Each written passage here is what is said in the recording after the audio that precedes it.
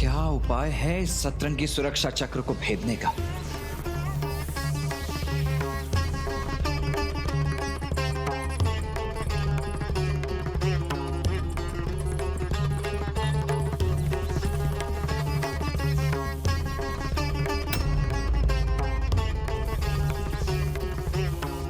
इस विचित्र संगीत के साथ इस रहस्यमयी वाष्प के विस्तार का क्या अर्थ हो सकता है भला?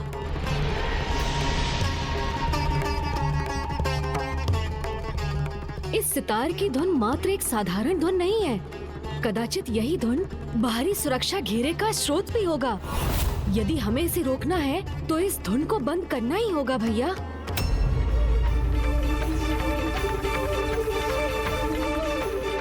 किंतु इस 7 सतह वाले सुरक्षा चक्र को नष्ट कैसे करें हम?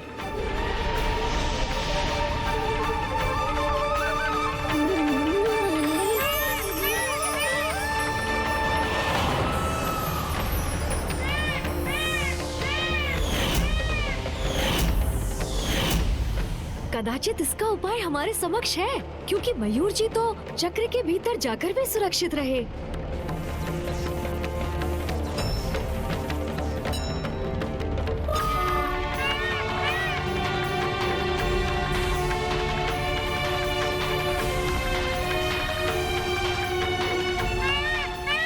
इसी कारण इस सुरक्षा चक्र की 7 सतहों के रंगों और मयूर जी के शरीर के रंगों में इतनी समानता है, क्योंकि मयूर जी इन विकारों को अपने भीतर प्रवेश ही नहीं करने देते, उन्हें ये बाहर ही रखते हैं।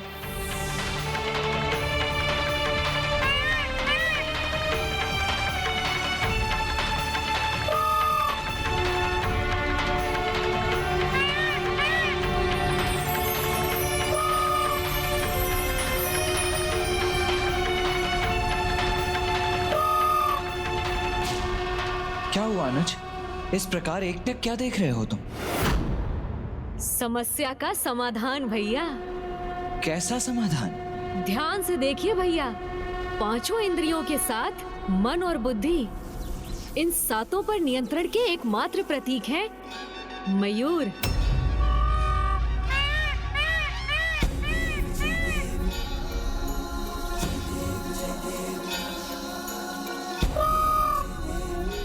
हाँ अनुज गणेश, मयूर संयम के प्रतीक ही तो है, इसीलिए तो इनमें देवताओं का वास भी माना जाता है।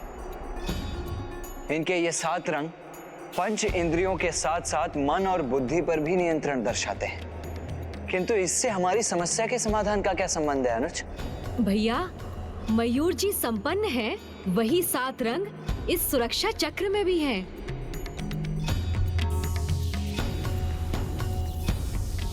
अर्थात संयम के प्रतीक मयूर ही इस सतरंगी चक्र को भेदने में हमारे सहायक होंगे। इसलिए मुझे भी अपने एक मयूर को उत्पन्न करना होगा। किंतु क्यों गणेश? जब मेरे मयूर यहाँ उपस्थित हैं, तो तुम्हें अन्य मयूर की क्या आवश्यकता है? भैया, आपका मयूर आपकी संयमता का प्रतीक है, जो आपने उन्हें अपनी इंद्रियों में साध लिया है। ठीक उसी प्रकार मुझे भी एक ऐसा ही मयूर उत्पन्न करना होगा, जो प्रतीक होगा मेरी इंद्रियों में साधी गई मेरी संयमता का। तभी हम कामनाओं के इन 7 सतहों को भेद कर इन्हें पार कर सकेंगे भैया।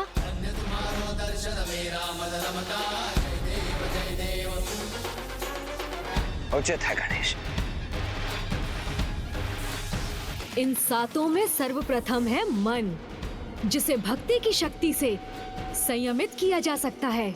और ये तो आपको भी ज्ञात है भैया कि माता पिता की भक्ति से श्रेष्ठ तो और कुछ भी नहीं होता। इसलिए उनका आवाहन कर मैं उस प्रथम रंग को प्राप्त करूंगा, जो प्रतीक होगा मन पर संयमता का।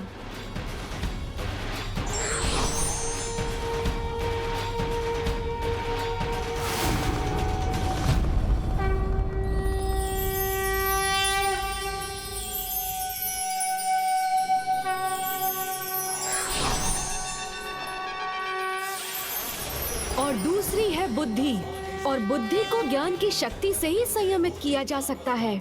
इसलिए भैया, अब मैं माता सरस्वती और ब्रह्मदेव का आवाहन करूंगा, जो मुझे द्वितीय रंग प्रदान करेंगे। हमारा आशीष सदा तुम्हारे साथ है पुत्र गजानन।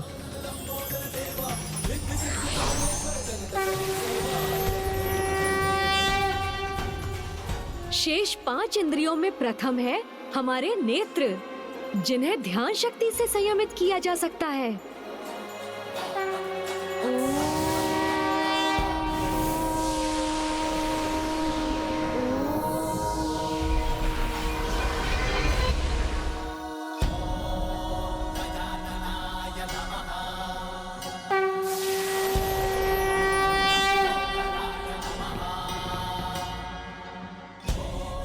फिर कर्ण, जिन्हें अंतर्ध्वनि की शक्ति से, जीवा जाप शक्ति से, नासिका आत्म शक्ति से और त्वचा को तपो शक्ति से संयम में रखना संभव होता है।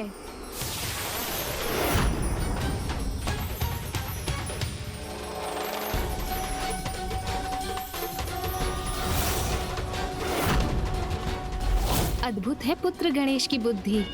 अपनी चतुराई के द्वारा ही गणेश ने 7 रंगों को प्राप्त कर लिया है स्वामी, जो प्रत्येक इंद्रियों पर विजय प्राप्त करने का प्रतीक है। और अब इन्हीं से गणेश अपने स्वयं का वाहन भी उत्पन्न करने वाले हैं, जो उन्हें कामासुर पर विजय प्राप्त करने में सहायता प्रदान करेगा।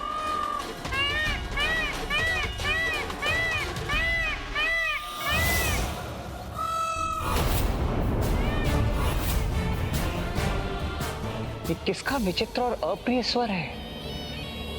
कहीं कोई यहाँ आकर मेरे कार्य में हस्तक्षेप करने का प्रयास तो नहीं कर रहा है?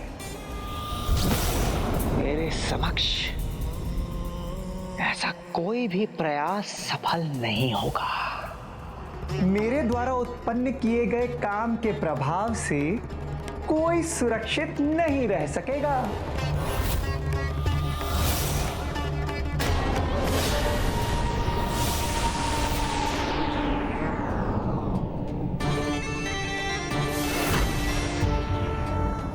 अब हमें भीतर प्रवेश करना चाहिए भैया, चलिए।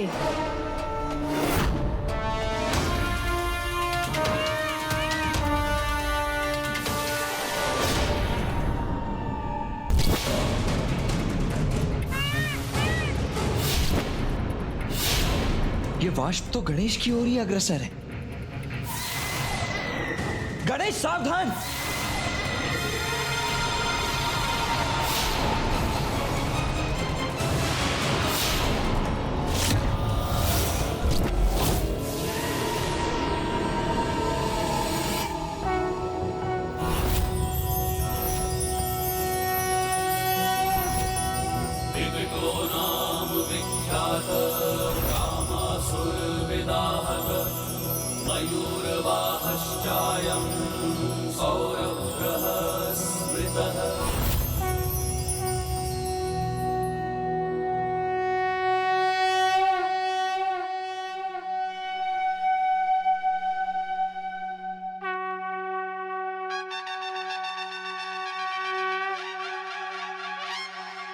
इतनी विकट समस्या का भी इतना उचित समाधान प्रस्तुत किया है विकट अवतार गणेश ने। कदाचित उसे ज्ञात होना चाहिए कि विकट गणेश के पावन अवतार पर कामासुर के सभी विकार प्रभावहीन ही सिद्ध हुए।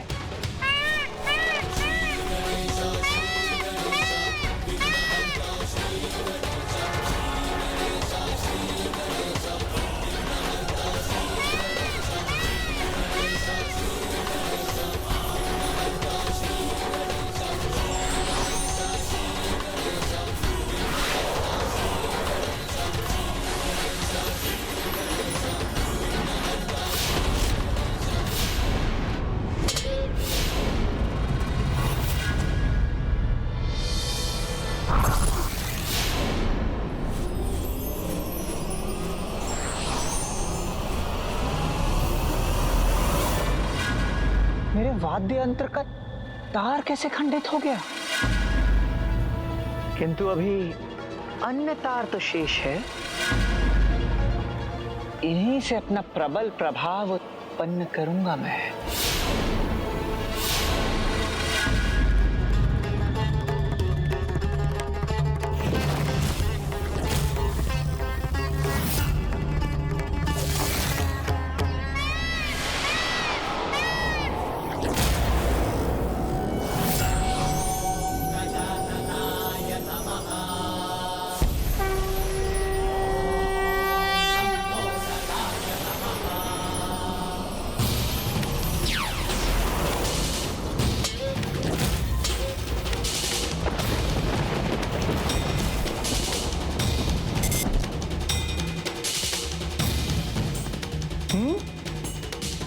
कैसे संभव है?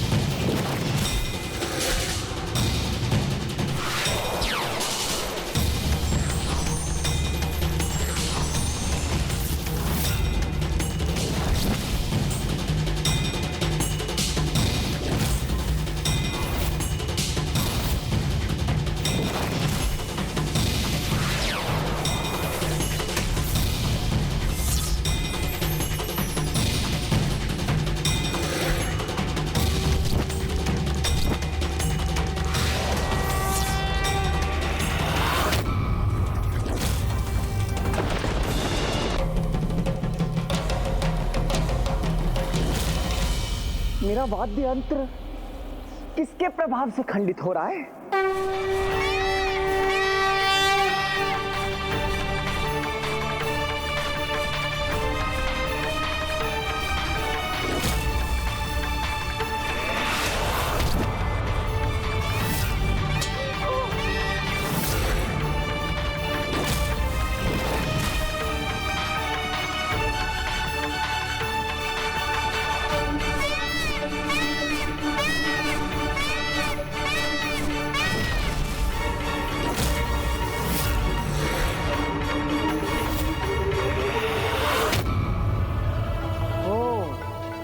तो यहां तक पहुंचने में सफल हो गए।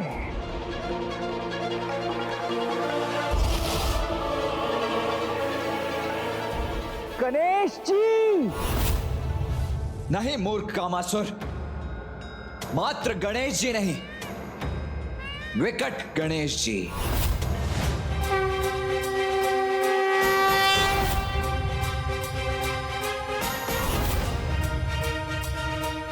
पुत्र गणेश का ये विकट रूप अत्यंत अद्भुत है।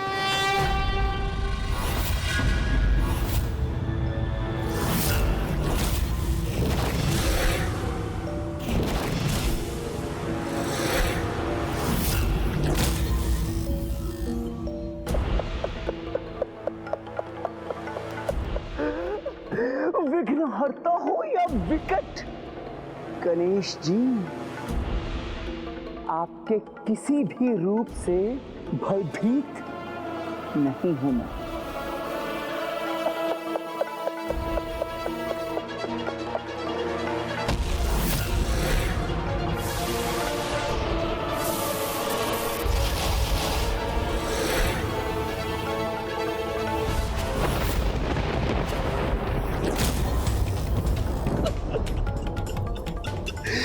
गणेश जी, आप यहां तक तो पहुंच गए, किंतु इसके आगे एक पग भी नहीं बढ़ा सकेंगे। कामासुर, अपने विकार पर नियंत्रण रखो। तुम्हें पिताश्री शिव शंकर शंभू ने एक पिता की भांति यही समझाया था, किंतु तुम नहीं सुधरे।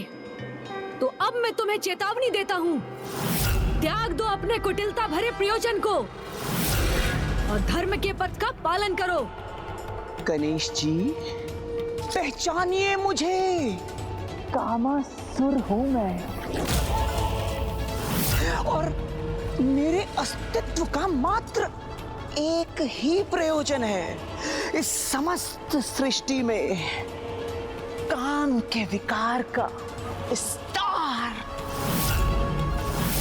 और अब शीघ्र अपने इस विकार के विस्तार में पूर्ण सफलता प्राप्त होने वाली है मुझे।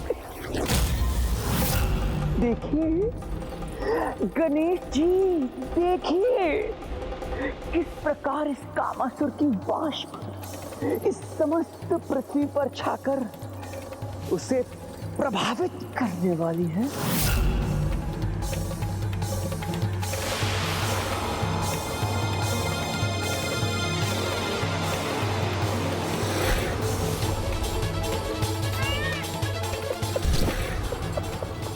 गणेश जी, अब देखिएगा किस प्रकार कामासुर के 5 महाबाण स्वयं आप में ही परिवर्तन ले आएंगे।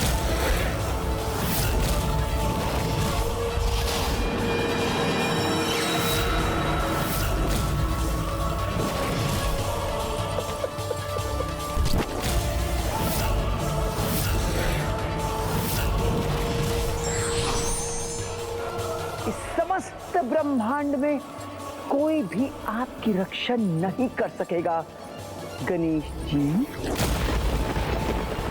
ये है मेरे नकारात्मक कामनाओं के बाण, महाबाण।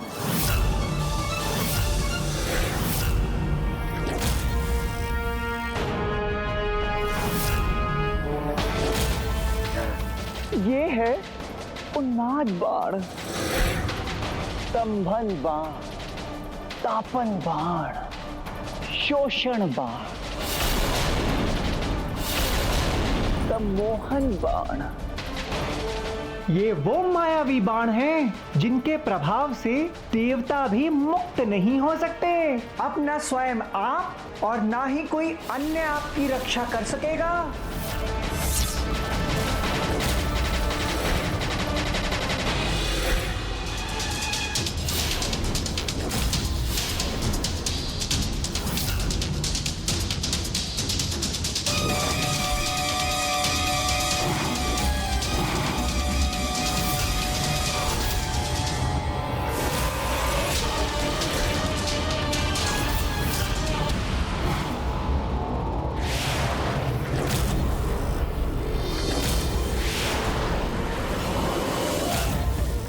सर्वाधिक शक्तिशाली दुष्कामनाओं का ये बाण अपने कुप्रभाव से किसी भी महानतम आत्मा को भी दूषित कर सकता है। फिर विकट गणेश इस प्रकार निष्क्रिय क्यों है स्वामी?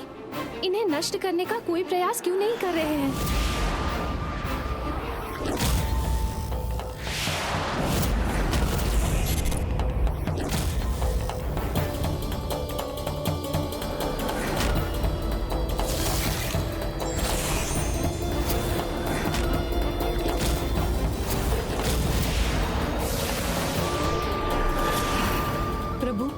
ये बाण तो अत्यंत शक्तिशाली है।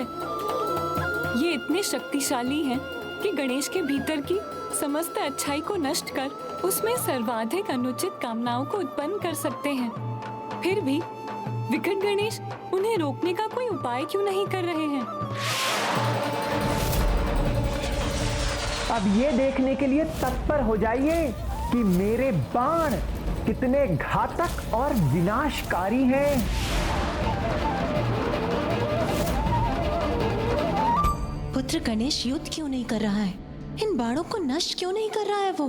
क्योंकि गणेश को ज्ञात है कि कामासुर द्वारा साधे गए बाण अस्त्र नहीं, नकारात्मक काम भावनाएं हैं जिन्हें अस्त्रों से नष्ट नहीं किया जा सकता। अनुज, गणेश शीघ्र ही कुछ करो, रोको इन बाणों को।